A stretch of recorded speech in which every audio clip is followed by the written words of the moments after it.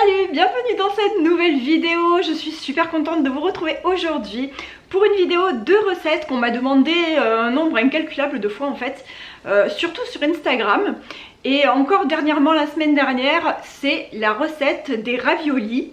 Donc des raviolis maison, et moi je vais vous donner la recette que je fais depuis l'âge de 15 ans à peu près, où j'ai commencé, même avant hein, à la limite, je crois que c'est même avant, où c'était notre repas traditionnel pour Noël. Alors évidemment avec d'autres choses, on n'avait pas que ça, mais c'est vrai qu'on se réunissait avec mes cousins, avec ma soeur et donc mon oncle, ma tante, ma grand-mère, etc.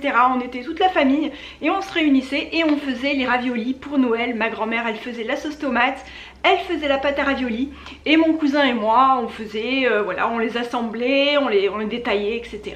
On les comptait ensuite, on les mettait voilà, à reposer, etc. Et c'est un souvenir vraiment super là, que j'ai en mémoire et que je garde tout le temps au fond de moi.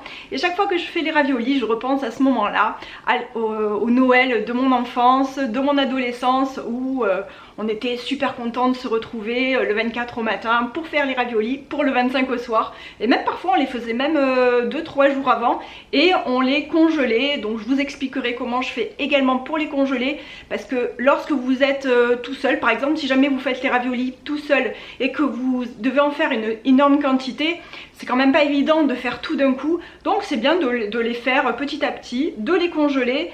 Et on les ressort au dernier moment, on les plonge dans l'eau bouillante, il n'y a aucun problème, c'est comme si vous venez de les faire. Et c'est vraiment super bon. Voilà, donc moi je vais les faire avec mon Thermomix, la pâte à nouilles, je la fais au Thermomix. Vous pouvez très bien la faire à la main, évidemment. J'ai mon arrière-grand-mère qui était originaire de Sicile. Et donc je peux vous dire qu'elle faisait vraiment tout à la main, toutes les pâtes à la main, etc. Et donc aujourd'hui, moi j'ai un Thermomix. Je vais m'en servir pour pétrir cette pâte. Pour plusieurs raisons. Alors déjà parce que j'ai mon Thermomix depuis plus de 10 ans maintenant. Et que voilà, je l'utilise quotidiennement. Pour la deuxième raison, c'est que j'ai mal à l'épaule, donc c'est vraiment beaucoup plus facile pour moi de faire la pâte au robot. Et la dernière raison, c'est que c'est une pâte qui est quand même assez difficile à travailler. Nous on la fait juste avec de la farine et des œufs. On rajoute pas d'eau à l'intérieur, ou vraiment si vraiment c'est beaucoup trop sec, mais bon en général on préfère rajouter un œuf en fait. Et donc ben, je vais vous montrer tout ça et je vais vous montrer tous nos petits trucs, tout ce que j'ai appris par moi-même, même parce que comme ça fait des années et des années que je fais ces raviolis, au fur et à mesure des années, même j'affinais un petit peu la technique, on va dire entre guillemets, même si je suis pas du tout une pro. Franchement, si vous voyez les grand-mères italiennes faire les raviolis, vraiment c'est un truc incroyable. Elles, par contre elles font vraiment tout à la main, elles font vraiment très vite, etc. Moi je suis pas du tout à ce niveau. Je fais les raviolis à mon petit niveau et vraiment j'adore, c'est vraiment trop bon. Les pâtes maison, les nouilles maison, que ce soit des raviolis avec des farces différentes. Nous en l'occurrence on fait toujours la même farce, c'est une farce végétarienne. Et ben voilà, donc c'est parti, je vais commencer par faire la pâte, comme je vous disais, donc au Thermomix. Et ensuite il va falloir la laisser reposer un temps. Donc en général je la fais reposer, on peut la faire reposer à partir d'une demi-heure, c'est bien, 1 heure c'est encore mieux. Voilà, donc après ça dépend aussi le temps que vous avez. Allez c'est parti, je vais sortir les ingrédients, donc farine, œuf. Déjà j'espère qu'il n'y aura pas trop de problème de luminosité parce qu'il pleut dehors, donc j'ai allumé toutes les lumières dans la maison, sinon on voit rien vraiment du tout. Alors en sortant mes œufs, évidemment j'en ai cassé un déjà, je suis tellement maladroite, mais bon c'est pas grave. Donc j'ai sorti 3 œufs et en fait nous la règle qu'on fait c'est 1 œuf égale 100 grammes. Donc 3 œufs, 300 grammes. Après évidemment ça dépend de la taille de vos œufs, en général il faut des bons gros œufs. Moi j'en ai un gros et un qui est un peu plus petit, donc on va voir s'il faut que je réajuste en rajoutant un tout petit peu d'eau ou pas. Et ben voilà, c'est parti. Donc très simplement, je vais prendre mon bol du Thermomix, je vais casser mes œufs à l'intérieur et je vais rajouter 300 g de farine.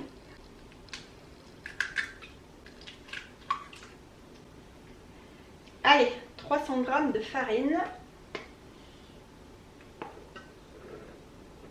Alors il y a des personnes qui rajoutent un tout petit peu d'huile d'olive à l'intérieur, à la place de l'eau, si jamais il manque un peu de liquide à la préparation. Moi j'ai testé, c'est très bon aussi, hein, ça donne un petit goût à vos pâtes. Surtout si vous les mangez nature ensuite, juste avec un petit peu de beurre, par exemple filet de beurre, ou alors avec juste un filet d'huile d'olive, etc. Mais c'est vrai qu'en général aussi, les puristes, ils ne mettent pas du tout d'huile dans la pâte à pâte. Ils mettent juste de la farine et un œuf, pour 100 g de farine. Et avec évidemment un petit peu de sel, une pointe de sel, ce que je vais rajouter tout de suite. Voilà, j'en mets pas beaucoup parce que moi je préfère vraiment saler ensuite. Et maintenant, on va mettre ça à tourner dans le Thermomix pour mixer le tout. Et ensuite, on va laisser un petit peu reposer.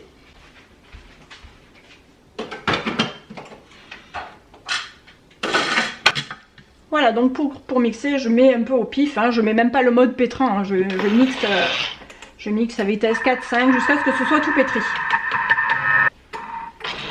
J'ai mixé exactement 31 secondes parce qu'il faut vraiment bien que tout se mélange. Et voilà, c'est terminé pour la pâte à nouilles. Et à ce niveau-là, vous pouvez faire vraiment ce que vous voulez comme pâte. Ça, c'est juste la base. Maintenant, je vais mettre ma pâte à l'intérieur de mon saladier et je vais laisser reposer pendant une demi-heure à 1 heure. Et comme ça, la pâte, elle sera bien souple et elle sera parfaite pour travailler.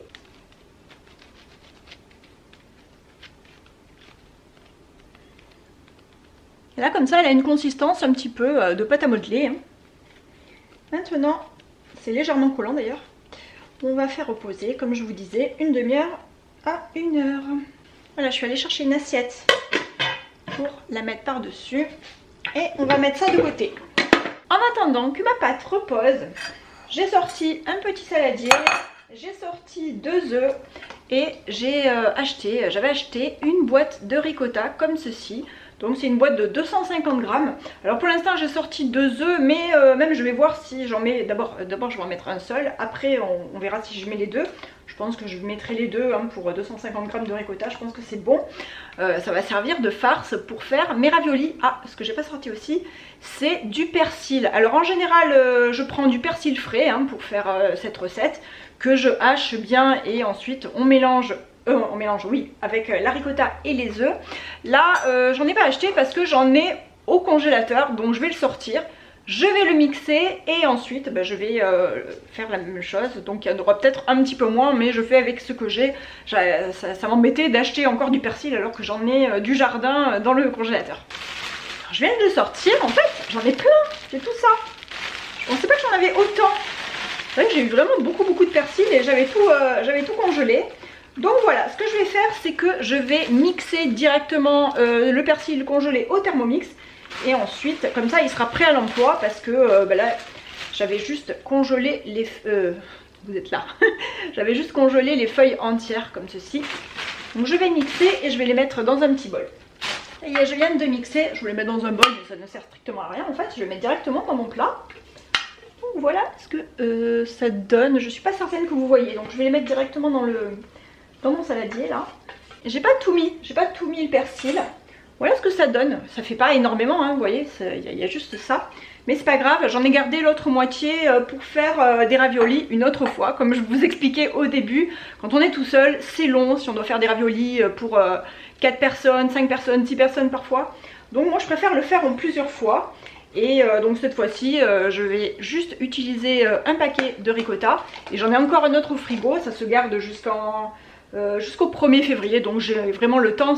C'est ça qui est bien aussi, c'est qu'on a le temps, on a un large temps quand on achète ce genre de produit pour le faire.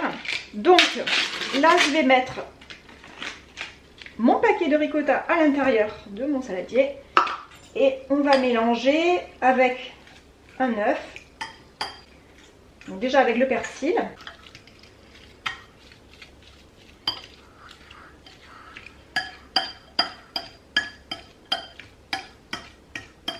Alors évidemment les raviolis vous pouvez les faire ce que vous voulez, si vous voulez les faire avec de la viande.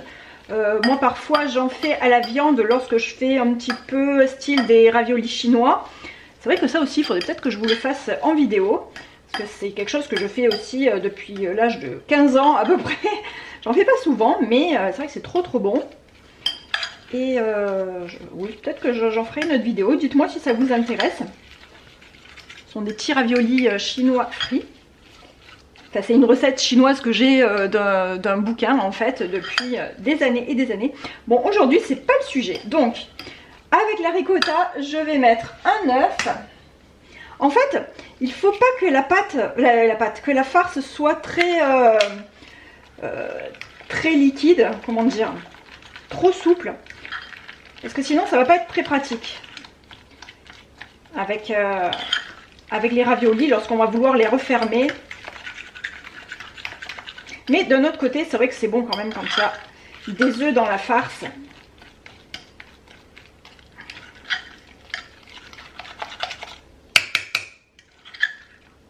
Et donc cette recette, c'était la recette de ma grand-mère, de mon arrière-grand-mère, et qu'on fait depuis vraiment des générations finalement.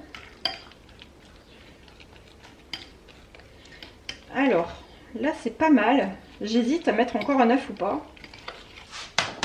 Bon, je vais rajouter l'autre œuf. J'espère que ce ne sera pas trop liquide aussi. Et d'ailleurs, je vais rajouter également un peu de sel et un petit peu de poivre. Vraiment, c'est pas du poivre vraiment, c'est un mélange de 5B. Donc, il y a plusieurs poivres qui sont différents en fait à l'intérieur. C'est vraiment trop bon. Voilà, donc j'en mets pas mal.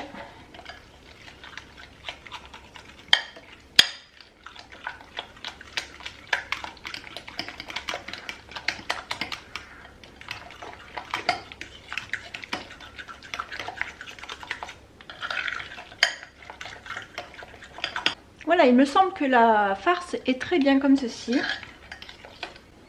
Voilà, ça c'est terminé. Donc je vais la laisser reposer un petit peu au frigo, le temps que la pâte finisse de se reposer elle aussi.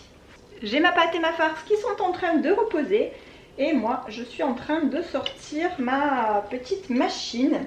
Alors évidemment, vous pouvez le faire à la main, que je le dis à chaque fois, mais c'est évident. Nous, au début, on avait commencé à la main. Mon arrière-grand-mère, d'ailleurs, elle faisait tout à la main.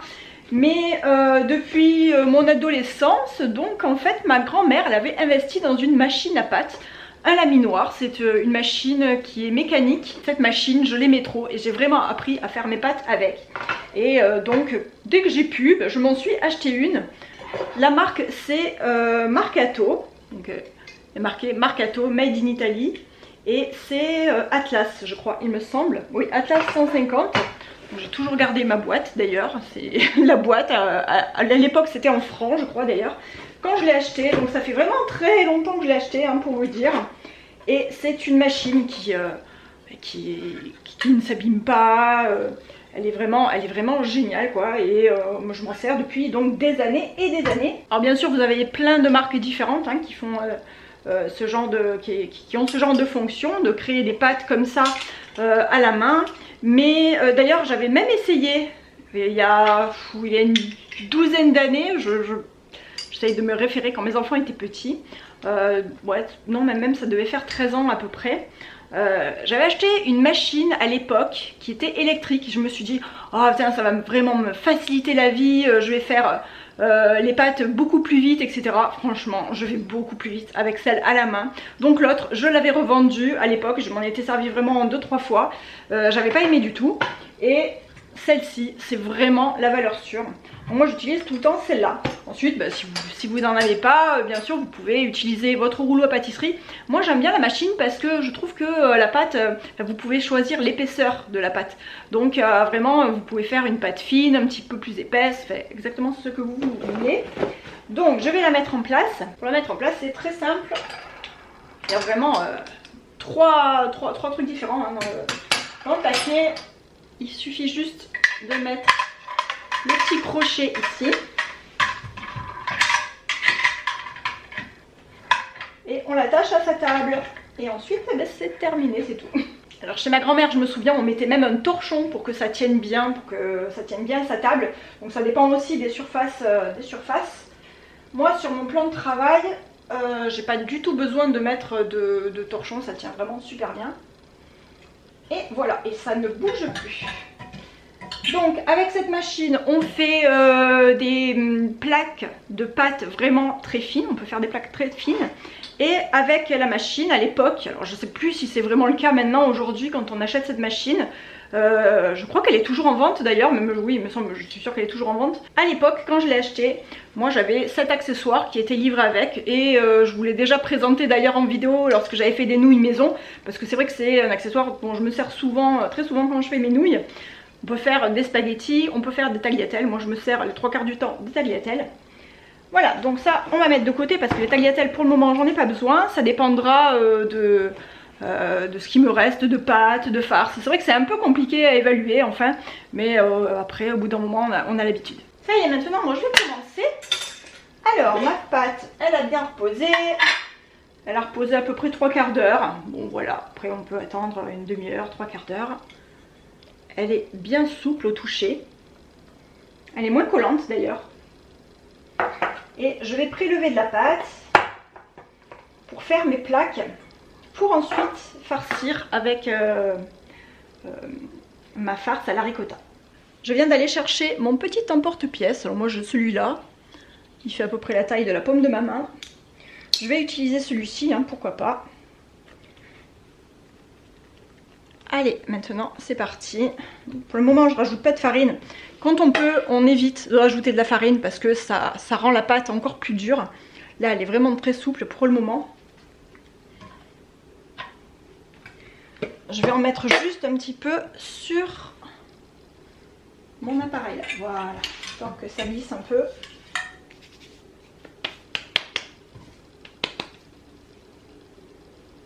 Et en fait, l'astuce avec ce genre de machine, c'est de commencer par une vitesse lente. Enfin lente, pas vraiment lente, mais vous voyez, vous avez plusieurs vitesses ici, 1, 2, 3. Enfin, c'est pas vraiment des vitesses, c'est l'écart en fait. Plus vous arrivez au 8, 9, plus c'est serré ici. Donc là, évidemment, je ne vais pas commencer à 8, 9 en mettant ma pâte. Sinon, ça va tout arracher, ça va tout s'arracher parce que là, c'est beaucoup plus gros. Donc, on commence par petit. Donc en général, je commence à 3, 4. Je passe ma pâte. Ensuite, je la passe à 5, 6. 6, 7 et voilà jusqu'à ce que j'arrive à l'épaisseur désirée. Donc là je pense que j'en ai même trop pris, je pense que je vais en mettre un petit peu moins.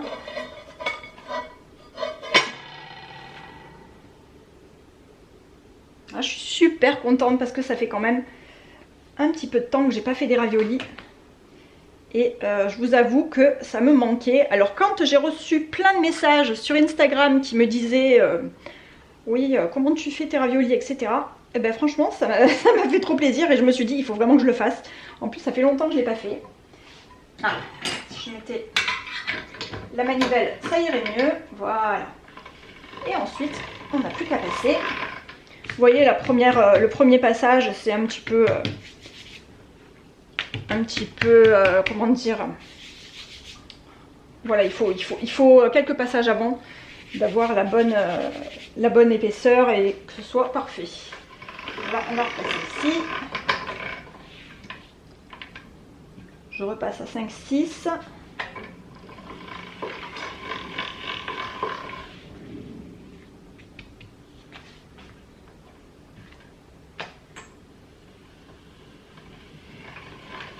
Et je finis à 7. Et voilà, là ma plaque elle est prête. Là voilà, donc maintenant par contre là je peux un petit peu fariner, pas trop ici parce qu'après il va falloir les fermer. Donc je vais prendre ma farce, alors, je recoupe un petit peu les bords, ça de toute façon les chutes ensuite on va s'en servir pour remodeler tout ça et pour repasser. Et là le but ça va être de remplir donc cette plaque avec la farce. Donc je vais mettre un petit tas ici, un ici par exemple, 3 ou 4, je ne sais pas encore. Et ensuite, on va refermer et avec l'emporte-pièce, je vais appuyer comme ça pour faire les raviolis.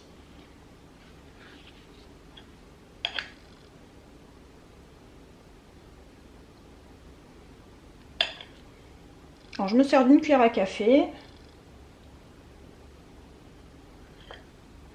Bon, on va mettre 3 pour commencer. Parce qu'il faut le temps que je me remette aussi dans le bain, ça fait longtemps quand même que j'en ai pas fait. Allez, et maintenant, on va refermer. Et surtout, je dois vous dire que, donc là, voilà, vous voyez, je ferme comme ça, je presse ici, là, comme ceci. Et ça, en fait, c'était le travail de mon cousin à l'époque. Mon cousin que vous connaissez peut-être si vous me suivez sur Instagram, parce que lorsqu'on va balader les chiens avec toute ma famille, et on est avec sa famille également, sa chienne aussi. Et donc c'est avec lui qu'on faisait les raviolis quand j'étais petite. Et donc ça c'était sa partie. Moi ma partie c'était de m'occuper de la machine, et lui sa partie c'était de faire les raviolis comme ça. Alors, bon là j'ai eu le temps, donc je peux faire comme ça. Donc il faut faire attention là d'avoir vraiment les deux. Et voilà, et là j'ai mon premier raviolo, n'est-ce pas? Hop, on va refaire de ce côté et de ce côté. Donc oui, c'est un travail de patience et c'est un travail qui prend quand même du temps, mais c'est vraiment trop bon. D'ailleurs, il me semble qu'il y a de plus en plus d'engouement pour ce genre de cuisine là, les pâtes maison, les pâtes farcies maison, qu'on peut farcir vraiment avec plein de farces différentes. Et voilà, il y a même des petits restaurants aussi qui s'ouvrent avec juste des raviolis. Juste, vous pouvez commander tous les raviolis que vous voulez, c'est vraiment génial. Voilà, donc là j'en ai fait 3. Alors maintenant mon but ça va être de les congeler. Donc ce que je fais, c'est que je mets un petit peu de farine. Parce que je vais pas tout faire, enfin, je vais faire ça, mais c'est vrai que normalement je dois faire le double. Donc j'ai pas envie que ça me prenne aussi des heures pour le faire, vu que je suis toute seule là. Ce que je fais, c'est que j'ai mis un petit peu de farine dans mon assiette, ici. Et je vais placer mes raviolis, comme ceci. Et je vais les mettre au congélateur. Et en fait, il faut à peu près une demi-heure, une heure, pour que vraiment votre ravioli devienne congelé, vraiment congelé.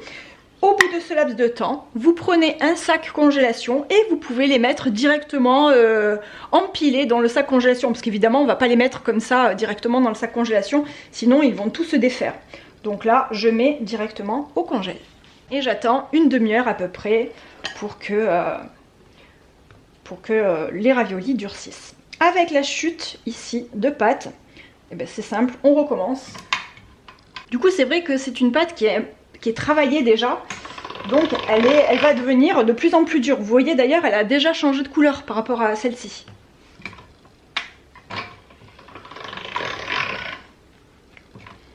Alors ce que je fais aussi, bon là je ne l'ai pas fait, là j'ai utilisé directement la chute, mais pour qu'elle soit un peu plus souple, parce qu'au bout d'un moment, à force de répéter l'opération, elle va durcir un petit peu. Pour qu'elle soit plus souple, ben, je la mélange directement avec de la pâte fraîche ici, que je n'ai pas encore, dont je ne me suis pas encore servi. Voilà, alors là je la passe toujours à la même épaisseur, donc là c'est au niveau 7. Et voilà, et là c'est bon, maintenant on va pouvoir remplir. Et c'est reparti, donc là on regarde à peu près. Donc je coupe pas systématiquement non plus à chaque fois, hein, on peut couper ensuite, hein. Mais bon, après ça dépend. Ça dépend de ce qu'on aime faire. Alors je vais essayer d'en faire un. Ouais non, 3 ce sera bien déjà, je pense. 3 ce sera bien.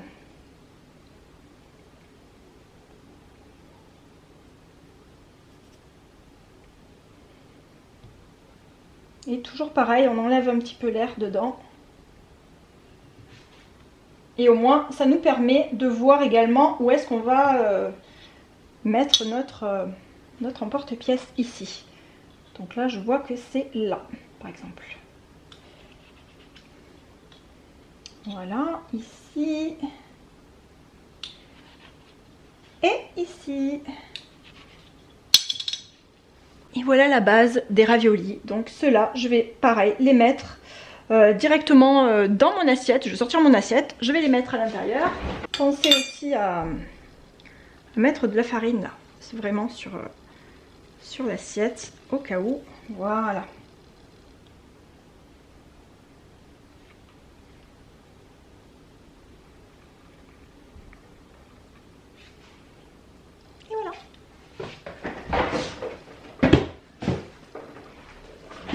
Et là j'ai un tout petit peu de chute encore. Et là je vais la mélanger directement avec celle-ci. Et c'est reparti, et on fait comme ça, voilà, jusqu'à ce qu'on épuise toute la farce. Donc je vais pas tout vous filmer parce que vraiment ça ferait vraiment trop long, et puis voilà, il n'y aurait pas trop d'intérêt. Je vous montrerai quand j'aurai tout terminé.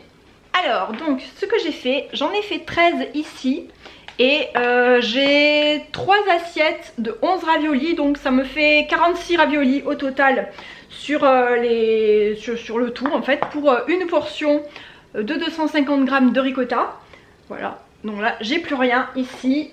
Il me reste ce bout de pâte, et avec ce bout de pâte je vais faire des tagliatelles maison que je pense que je ferai ce soir, je cuisinerai ce soir pour les enfants, parce que je pense qu'il n'y en aura vraiment pas beaucoup là, il y en a vraiment très peu.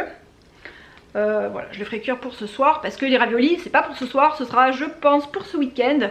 Donc je ferai demain matin une autre petite séquence de raviolis comme ça pour pas faire tout d'un coup, parce que vraiment c'est long. Vous voyez, j'ai mis 1 heure pour faire les raviolis sans compter avant la pâte, etc. Bon là c'était peut-être un peu plus long parce que j'ai discuté avec vous, je vous ai expliqué, etc.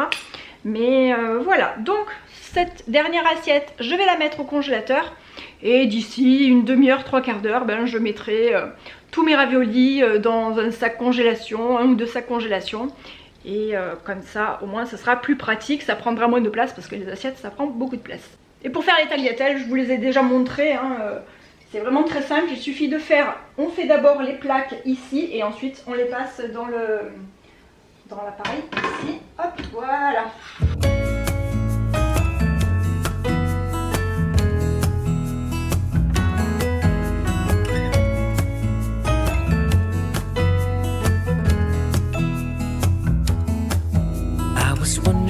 Là j'ai mis de la farine dans cette assiette. C'est vrai qu'en général j'ai un séchoir à pâte en fait. C'est un petit socle comme ça avec plein de barres horizontales, et ça permet de faire sécher directement les pâtes. Mais là franchement j'ai un peu la flemme de le sortir. Donc je vais faire directement dans l'assiette. C'est pour ça que je farine beaucoup, pour pas qu'elle colle. Parce que après je les garderai je pense au frigo jusqu'à ce soir. Je vais pas les laisser sécher dehors parce que ce sont des pâtes aux œufs, donc je préfère quand même les conserver directement au frigo, on ne sait jamais. Et là je vais juste les passer ici pour faire les tagliatelles.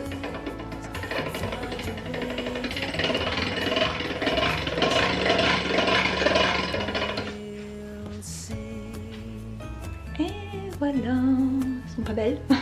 Bon, il n'y en aura vraiment pas beaucoup, hein, mais bon.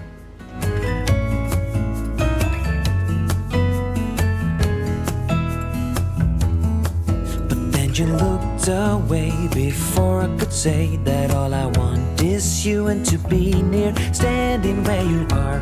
I'll give you my heart, peace when we're apart. Et ça me fait pile une assiette de ravioli, n'importe quoi, de tagliatelle. Maintenant ça fait une bonne heure que c'est à l'intérieur du congélateur, et vous voyez ça devient tout dur. Et comme ça au moins je peux les mettre dans le sac congélation. Il y en a une qui est un peu collée là, il faudrait que je les décolle. C'est bien plus pratique pour les conserver directement, ça prend pas de place. Et comme ça vous pouvez les garder, et lorsque vous voulez vous en servir, vous faites bouillir votre eau, comme lorsque vous faites des pâtes ou des raviolis voilà, habituels, et vous les plongez directement dans l'eau bouillante, congelées comme ça, et vous les faites cuire. Pardon. Et vraiment c'est trop bien. C'est comme si vous veniez de les faire. C'est vraiment super quoi. Alors, vous voyez c'est un petit peu collé, donc c'est pour ça qu'il faut, j'aime bien mettre quand même de la farine, bien fariner l'assiette.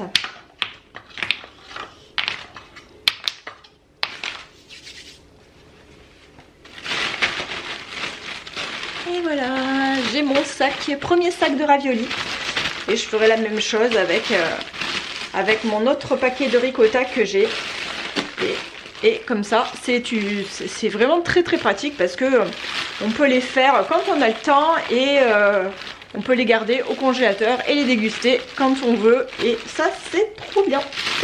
J'ai trop hâte de les manger. Là, je viens de sortir ce qu'il me restait dans le congélateur, des raviolis. Donc, vous voyez, ils ont bien pris. Ils sont tout congelés. Nickel. Donc là, il n'y a plus qu'à les mettre directement dans l'eau bouillante. Donc là, je suis en train de faire chauffer de l'eau. Et lorsque ça sera en train de bouillir, ben, je pourrai les mettre à l'intérieur et les faire cuire. Après, le temps, je peux pas trop vous dire. Ça dépend. Faut surveiller, faut goûter. Without her, I'm in the dark.